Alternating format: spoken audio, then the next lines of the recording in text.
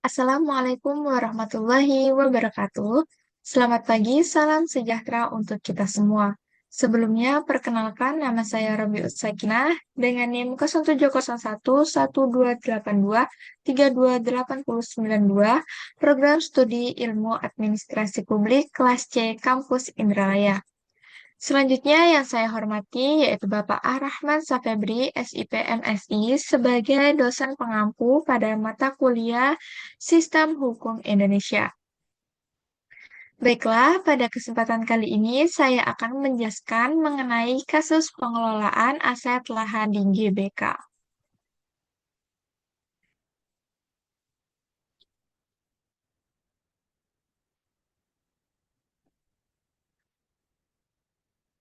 Baiklah, di sini saya akan menjelaskan secara rinci terkait kasus pengelolaan lahan di Kompleks Gelora Bung Karno atau GBK, khususnya sengketa antara pemerintah dan PT Indobuildco serta analisis terhadap putusan Mahkamah Agung.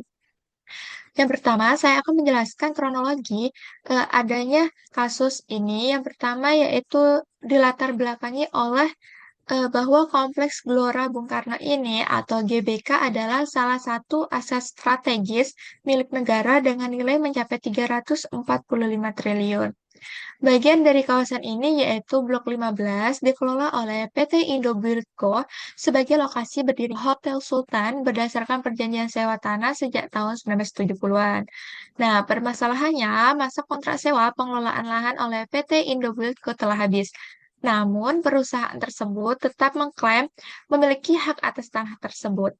Di sisi lain, pemerintah melalui Pusat Pengelolaan Kompleks Gelora Bung Karno atau PPK GBK menyatakan bahwa lahan tersebut adalah barang milik negara atau BMN dan harus dikembalikan untuk pengelolaan negara. Selanjutnya, putusan hakim dalam kasus ini melalui proses hukum yang panjang sehingga akhirnya Mahkamah Agung atau MA pada 2023 memutuskan bahwa lahan Blok 15 adalah aset negara. PT Indobuildco diminta segera mengosongkan arena tersebut.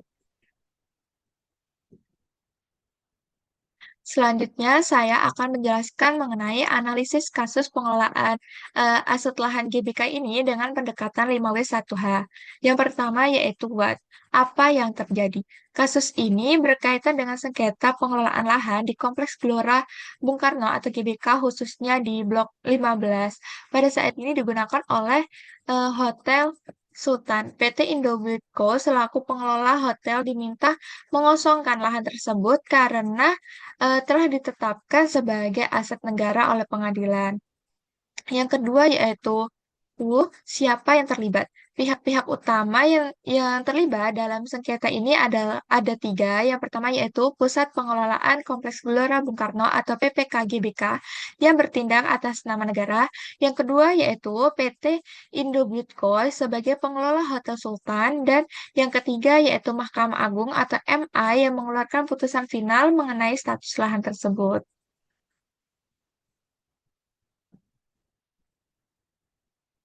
Selanjutnya yaitu when. Kapan terjadinya kasus ini? Kasus ini memuncak pada tahun 2023 setelah Mahkamah Agung menolak gugatan PT Indobuildco dan menyatakan bahwa lahan di Blok 15 adalah aset milik negara. Yang keempat yaitu where. Di mana terjadinya? Kasus ini terjadi di kawasan GBK, Jakarta yang merupakan salah satu aset strategis negara dengan nilai yang sangat tinggi mencapai 345 triliun rupiah. Yang kelima yaitu why, mengapa terjadinya kasus ini? Sengketa ini muncul karena perbedaan klaim terhadap status kepemilikan lahan.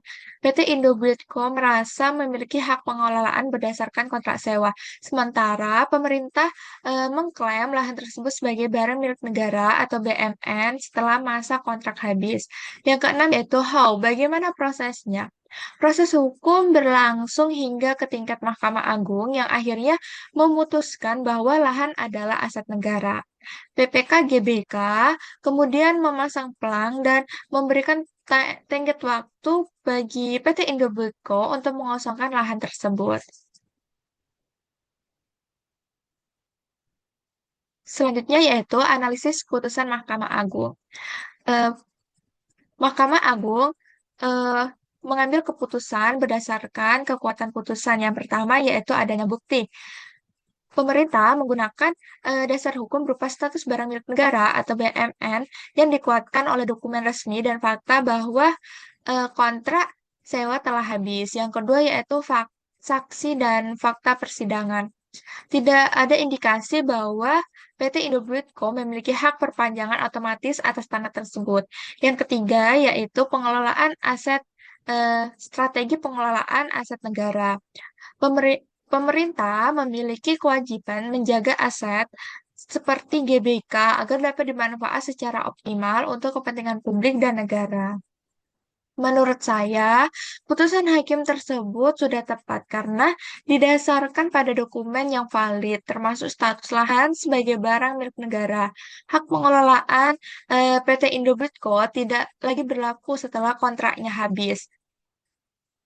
Selain itu, keberpihakan kepada negara dalam eh, menjaga aset strategis seperti GBK ini sangat penting, mengingat nilai ekonominya yang tinggi dan lokasinya yang strategis. Baiklah, yang terakhir yaitu kesimpulan. Kesimpulannya bahwa keputusan Mahkamah Agung sudah sesuai dengan prinsip hukum yang berlaku, mengutamakan kepentingan negara dalam pengelolaan aset strategis. Yang kedua yaitu dalam jangka panjang, pemerintah perlu lebih transparan dalam pengelolaan BMN untuk menghindari sengketa serupa. Pengawasan berkelanjutan juga harus ditingkatkan untuk memastikan tidak terdapat tumpang tindih terhadap penggunaan aset negara.